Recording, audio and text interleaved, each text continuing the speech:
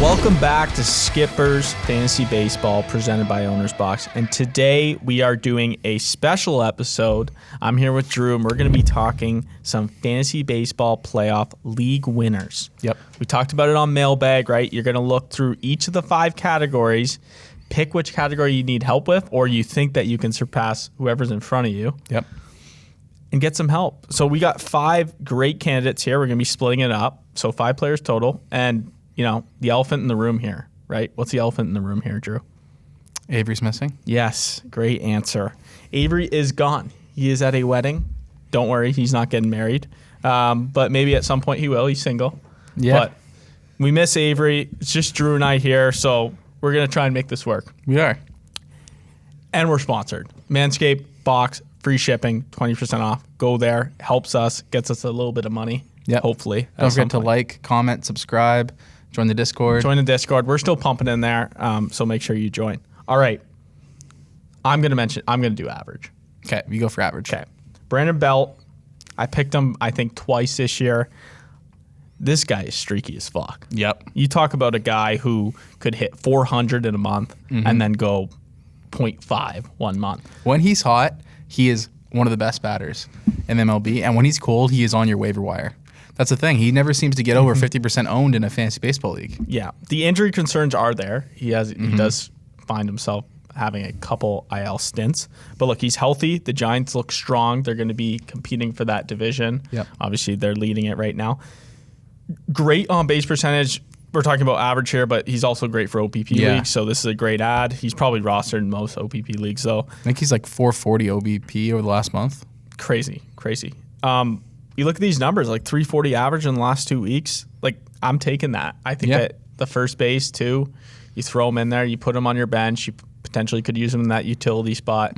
He could really help boost that average. Average is such a tough category for Roto because it's so hard to catch up once you're behind, right? But if you're 1 or 2 points behind a guy and you think you can catch him, I think Brandon Belt's a good play. Yeah. All right, give us our home runs. Okay, for home runs, we're recommending you pick up Jesus Sanchez of the Miami Marlins. He's only rostered in 8% of leagues, but over the last 2 weeks, he has 6 home runs, which is one of the top 5 guys over the last 2 weeks. Also 14 RBI, so he can help you out in RBI as well. The issue is the average at 245.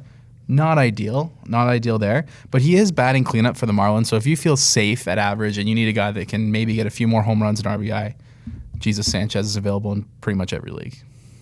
Yeah, I think that Marlins are not good. Obviously, they're not going to be making the playoffs, so they're looking at their younger talent, and obviously they're giving Sanchez the opportunity to hit cleanup.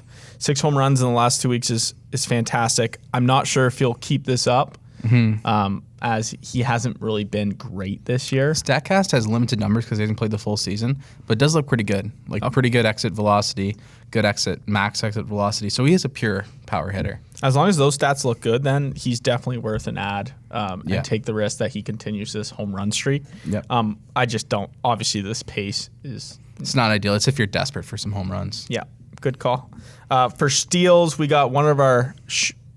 one of our favorites on the show, Myles Straw. Ever since he got traded to Cleveland, he's been fantastic. I think we're going to look back at this trade, and the Astros are going to regret it. Yeah. A good talent, a young talent who is irrelevant with the Astros and sort of got his chance this year to play in that lineup, hit like 8 or 9. He looked good. Cleveland took a chance on him, traded for him, and now he's been hitting leadoff for Cleveland and in that 2 spot. And you look at that 5 stolen base in the last 2 weeks, he's hitting 300. Yep. 8 steals in the last 30 days. Like, this is a guy I'm picking up in any league. Yeah, it's definitely a guy, he's not going to get you any home runs or power, right? Well, he did show, when he first got there, he was showing some power. Okay. I don't think it's out of the question. Like, this isn't like a Madrigal type of guy. Like, this is a guy who could actually provide some power. But it's certainly a guy you're playing for steals in a Roto league. Yes. Steals, and the thing is he doesn't hurt you in average. He helps you in average as well. Yeah. Now, if you were close in the standings here and you needed steals, you think that you could surpass maybe, because steals, right? I think steals is one of the biggest categories come the end of the year because you get 4 or 5, you could leapfrog like 7 guys, it right? Can be very close in the standings always with steals. The gap between steals is usually not that big. So would you go out of your way to trade for Myles Straw? I think the trade deadline's probably passed, but if he's only rostered in 41% of leagues, so I'd probably go and pick him up for sure. Like if you, so let's just say someone drops him, Yeah. or something, and do some leagues do fab still? I haven't done a fab Because I know Yahoo league. some of the Or very pardon me. advanced leagues Yeah. do fab, but would you put a lot of money on Myles Straw? I mean, if you are in a tight steals, like let's say there's only 5 steals separating like 3 or 4 guys in your roto standings, then yeah, I would definitely go for Myles Straw. Okay. He's only behind Monacy in the last month in steals, so That's crazy. yeah. That's crazy.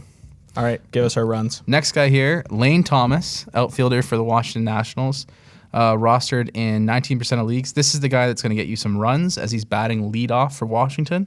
Last 2 weeks, 15 runs, 4 RBI, 13 RBI, 1 steal, and batting over 300 at 306. So there's lots of extra opportunity here in Washington after they kind of sold the whole lineup at the trade deadline. So this is a guy I think you could pick up if you need some runs. But then again, I didn't know who Lane Thomas was until I started doing this research. Turns out, I've looked into his Wikipedia page a little bit. Turns out he was a Blue Jays prospect. Blue Jays traded him to the Cardinals for some cap space for international signings. Then he was traded to the Nationals for John Lester. And since joining the Nationals, he's taken over from Victor Robles. Interesting fact, though, in the offseason, he remodels homes. So he has a second job in the offseason. So kind of a gritty guy, a guy you'd like to have on your team. I like have this a pickup. hard time believing that this guy is remodeling homes. In the Yeah, offseason. apparently him and his sister have a joint venture. It's called like Knox Cabinets & Co. That's what it says It on sounds Wikipedia. like you know so much that you actually hired this company for your own home. No, I did not. I do not own a home. You own an apartment? No, I rent a condo. Okay, so why should we pick him up? You should pick him up because he's bad in the leadoff every single game for Washington. And leadoff is where runs come from. And runs is another one that's usually pretty tight near the end of the year. So, Juan Soto's also hitting 445 in September. and he's batting in front of Juan Soto. Yeah. No, I like the pick. I think if Juan Soto's behind him, obviously a great bat. He can knock He's him played in. well enough to get rid of Robles in the outfield. So they like him enough to play him all the last 2 months. So I think he's a good pickup. All right, last category RBIs. We're going with Austin Hayes of the Baltimore Orioles. Obviously, we have a lot of players on shitty teams. That's Yeah. just the way That's the way it goes. it goes. Usually, that's what's on your wire, anyways. But they're ugly picks, but it works. 51% of leagues he is rostered. Last 2 weeks, he has 14 RBIs, 6 home runs, and a 302 average. I've been keeping an eye on him on the waiver wire for a while now. It seems like he's had a couple big games for the Orioles. The Orioles, they just don't go away, sort of. They beat the Jays that one game. Couldn't They pull it battled off with against the them. Yankees last night, but they've been battling for sure. Austin Hayes is probably the best batter on Baltimore. And coming in, who's better? Cedric Mullins? Yes, he's probably the second best batter on Baltimore. Coming into the season, I was really high on Austin Hayes in the draft season, but then he got hurt for the first couple months of the year, which sucked. But he's showing his potential, that he can be he can contribute to all the categories while batting in the middle of that Baltimore lineup. Yep. No, I think you hit it on the dot there. I don't think he's the best player in the Orioles lineup. No, you have second. something against Cedric Mullins. I don't know what it is. I forgot about Cedric Mullins for a second. Well, you had him as buy low twice. I mean, sell high. Sell high twice, yeah, because I guess I just don't like Cedric Mullins. Something with Drew. Maybe You won't next be year, drafting Austin. him next year. Maybe next year, Austin Hayes is a better year than Cedric Mullins. That's crazy. Hot You see, take. now you're doing hot takes on Yeah. the show. But All right, well, that's our 5 guys for your 5 roto categories. make sure you like, comment, subscribe. Let us know below who you're targeting and join our Discord and ask any questions you want. And make sure you buy Manscaped. Yep. Code BOX, 20% off and free shipping. See you next time.